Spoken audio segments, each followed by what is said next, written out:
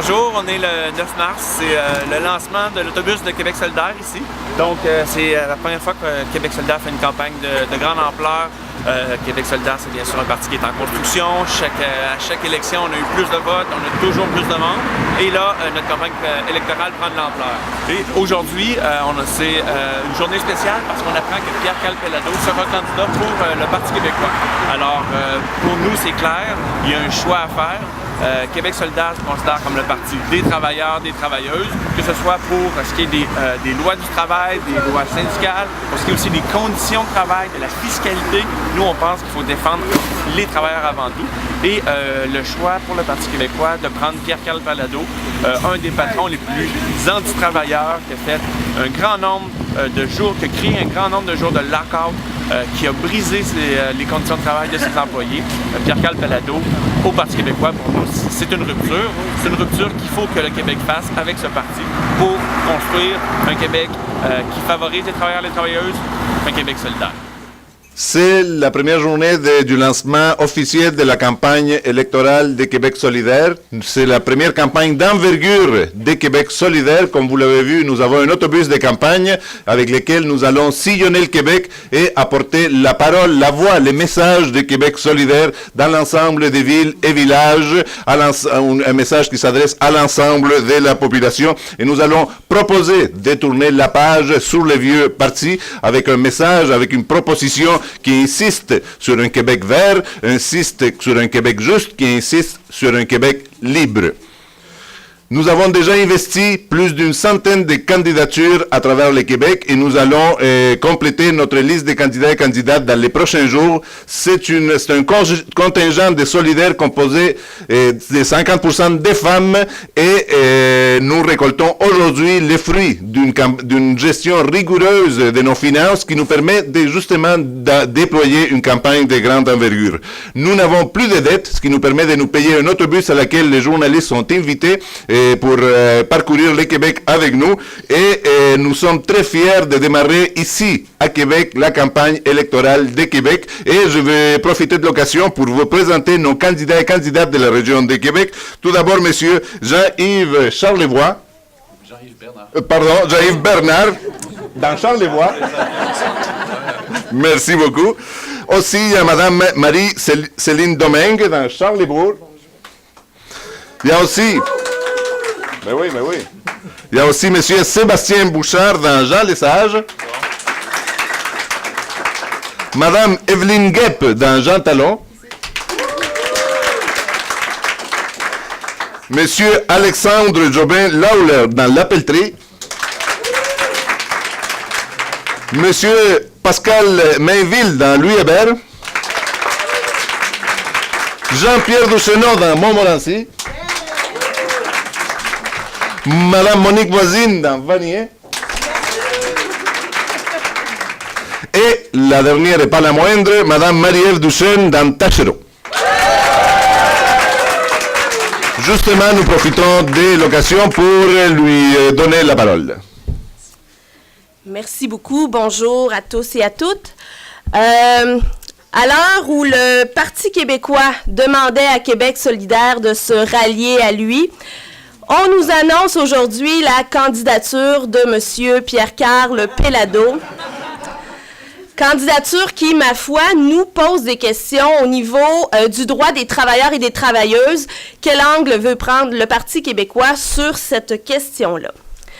Ce que je vais annoncer ce matin, c'est une mesure qui va dans le sens du droit des travailleurs et des travailleuses, qui va dans le sens de la conciliation travail-famille, et c'était l'élimination de la hausse des frais des centres de petite enfance qui a été annoncée juste avant le déclenchement des élections.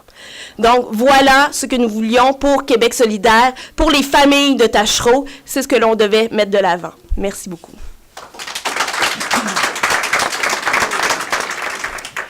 Alors, comme le disait Marie-Ève, on le sait très bien, la nouvelle du jour, c'est l'annonce de la candidature de Pierre-Carl Pellado dans Saint-Jérôme. Chers amis, c'est une nouvelle d'importance. Enfin, c'est clair. Le Parti québécois, dans les dernières 48 heures, a osé demander aux progressistes du Québec de rallier ses rangs. Il a osé demander aux électrices et aux électeurs solidaires, de même qu'aux députés, de joindre les rangs du Parti québécois. J'ai une petite nouvelle pour vous autres. Jamais, jamais un député solidaire ne s'assoira à côté de Pierre-Carl Péladeau du côté des banquettes de députés. Jamais.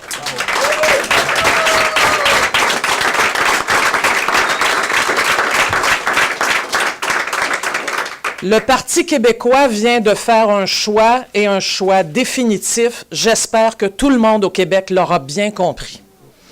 Il vient de faire le choix d'inclure dans ses rangs, comme député, l'un des patrons les plus intransigeants du Québec. Celui qui est responsable à lui tout seul de 14 lockouts. Celui qui a utilisé des scabs durant ces périodes-là. Un patron qui a bénéficié de fonds publics dans toute cette histoire de l'amphithéâtre, amphithéâtre dont il va retirer des profits. Un patron qui, à partir d'alliance avec le Parti québécois, a réussi à faire taire les rares voix dissidentes qui voulaient contester l'entente, la bombe PKP en justice. Voilà la vraie nature de Pierre-Carl Péladeau. Et c'est cette personne-là que le Parti québécois recrute comme l'un de ses candidats vedettes. Mais s'il y en a qui avaient encore des doutes, et je sais qu'il y en a, je sais qu'il y a des gens sincères au Québec, des progressistes et souverainistes, qui se disaient, le PQ quand même, il y a peut-être de l'espoir, il peut y avoir des bonnes mesures sociales. Mes amis, je vous le dis là, c'est terminé. Avec cette nomination, tout est clair. Il y en a un parti politique au Québec qui est à la fois résolument progressiste et résolument souverainiste. Il s'appelle Québec solidaire.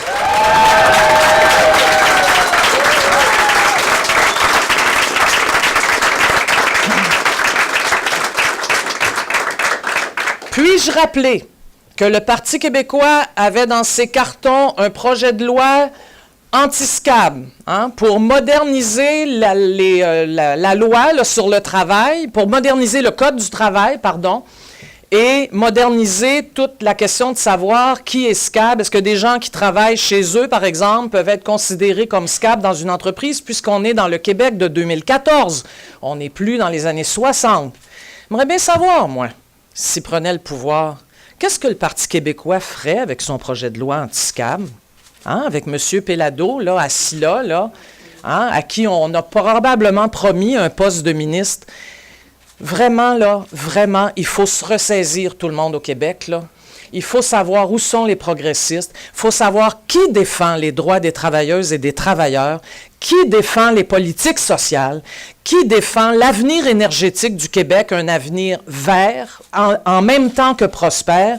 Il faut que ça soit clair là, pour tout le monde. Et dans la campagne qui va suivre, dans la tournée des régions qu'on va faire, on aura plein de belles propositions concrètes à apporter.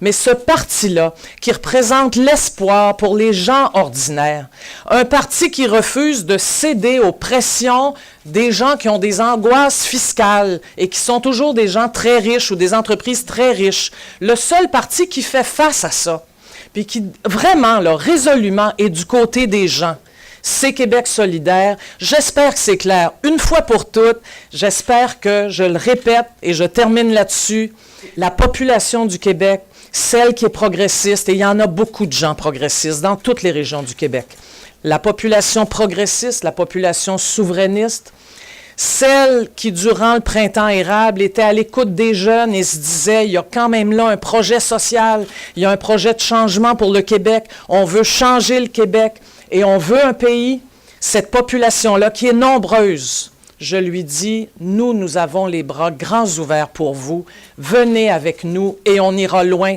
ensemble. Merci. Bravo.